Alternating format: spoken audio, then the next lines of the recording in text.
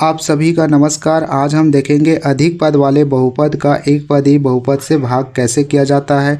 तो आप यहाँ पे देख सकते हैं, यहाँ पे दिखाई दे रहा होगा 18x² प्लस 9x जो कि एक से अधिक पद है, उसको एक पद वाले बहुपद जो कि 3x दिया है उससे हम भाग करेंगे। ठीक है, तो चलिए हम इस प्रश्न को हल करते हैं। तो यहाँ पे इसको निम्न प्रकार से हम इसको भाग करने के लिए निम्न प्रकार से लिख सकते हैं, जैसे 18x² प्लस 9x, और इसको हम लोग बटा में लिखेंगे भाग करने के लिए। ठीक है, हम इसको इस प्रकार से लिख सकते हैं। अब क्या करेंगे, ये जो ऊपर वाला जो अंश है ना, उसका हम इसको गुणन खंडन करते हुए हम 3x से भाग देंगे। तो सबसे पहले हमें 18 और 9 का गुणनखंड करना पड़ेगा, इसको हम बांटेंगे, उसके बाद में हम 3x से इसको क्या करेंगे, भाग देंगे। तो चलिए इसका 18 का गुणनखंडन करते हैं। तो अभाज्य गुणनखंड विधि से हम इसका गुणनखंडन करेंगे। तो कैसे करेंगे, यह है 18 को हम लोग गुणनखंड निकालेंगे इसका। तो सबसे छोटी अभाज्य संख्या 2 होती है। चूँकि ये जो 18 जो है वो सम है और ये 2 से विभाजित होगा, है ना, 2 से भाग जाएगा, पूरा पूरा भाग जाएगा, इसलिए हम सबसे छोटी अभाज्य गुणनखंड 2 है तो 2 से हम इसको भाग देते हैं। तो चलिए 2 निया 18 9 बार में भाग जाएगा। अब जो है 2 से ये जो 9 है वो 2 से भाग नहीं जाएगा, तो हम 2 से आगे बढ़ते हैं। तो 2 के बाद में क्या आता है, 3 आता है, तो 3 से भाग दे के देखते हैं। तो ये 3 से जाएगा, तो चलिए 3 से भाग देंगे। तो 3 एकम 3, 3 दूनी 6 और 3 तिया 9, 3 बार में भाग जाएगा। ठीक है, इसी प्रकार से अब ये 3 है तो ये पुनः 3 से भाग जाएगा, तो 3 एकम 3। तो इस प्रकार से इसका गुणनखंड किए 18 का, तो क्या मिला, 2 गुणा 3 गुणा 3। इसी प्रकार से आप लोगों के पास आप लोग देख सकते हैं यहाँ पे 9 है, तो 9 का भी गुणनखंड निकाल लेते हैं, 9 का भी निकाल लेते हैं। तो ये जो सबसे छोटी अभाज्य गुणनखंड 2 से, ये विषम है इसलिए 2 से भाग नहीं जाएगा। तो 2 से आगे बढ़ जाते हैं। तो 2 से आगे क्या है, 3 है, तो 3 से भाग दे के देखते हैं, तो ये जाएगा, 3 तिया 9। ठीक है, इसके बाद में फिर से अब ये 3 से फिर से भाग जाएगा, तो 3 एकम 3। तो इसका जो गुणनखंड क्या मिला, 3 × 3। ठीक, अब क्या करेंगे, हम इसको 18 और 9 को इसके गुणनखंड रूप में लिखेंगे। ठीक, तो 18 को हम लोग क्या लिख सकते हैं, यहाँ पे 18 को हम लिख सकते हैं 2 गुणा 3 गुणा 3, 2 गुणा 3 गुणा 3, इस प्रकार से लिख सकते हैं।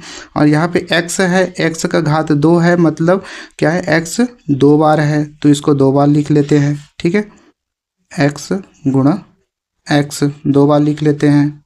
अब यहाँ पे धन का चिन्ह है, तो यहाँ धन का चिन्ह लगा दो।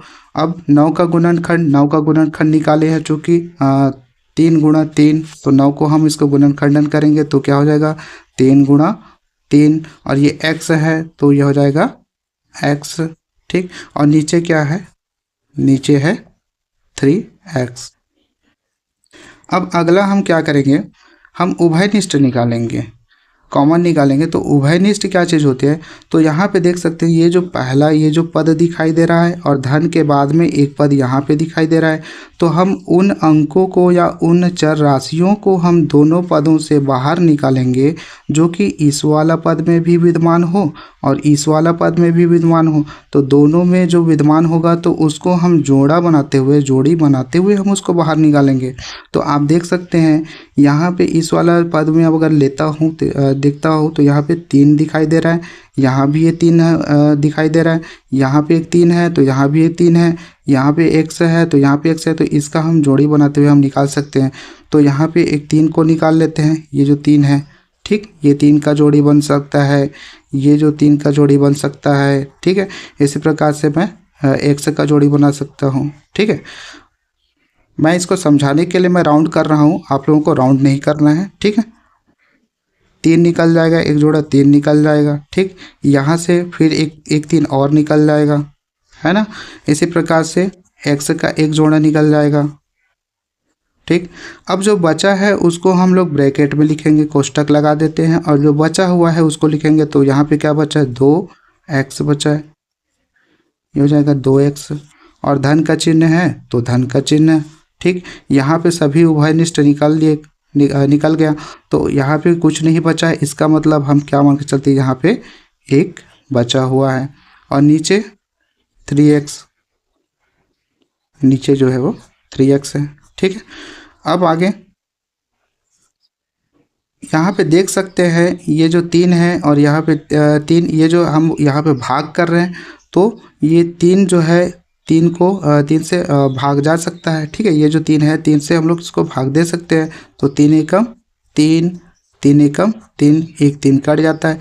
फिर ये जो चर राशि है ये भी कट जाएगा, ये एक बार में ये x जो है इस x से कट जाएगा। ठीक है, अब जो बचेगा उसको लिख दीजिए। यहाँ पे कोष्टक के बाहर बचा हुआ है क्या, 3, और कोष्टक में बचा हुआ है 2x + 1 और नीचे कुछ नहीं बचा है। ठीक है, अब इस प्रकार से हम इसको गुणा कर लेते हैं। तो गुणा करेंगे तो सबसे पहले वाले पद के साथ में गुणा होगा, ये जो बाहर है उसका 3 का, फिर उसके बाद में दूसरे वाले पद के साथ में गुणा होगा। ठीक है, तो 3 दूनी पहले वाले पद के साथ गुणा कर लेते हैं, 3 दूनी 6 होगा और साथ में x है। ठीक, इसी प्रकार से दूसरे वाले पद के साथ में गुणा करेंगे तो चिन्हों का पहले कर लेते हैं, तो धन और धन समान चिन्हों का धन होगा, फिर 3 एकम 3।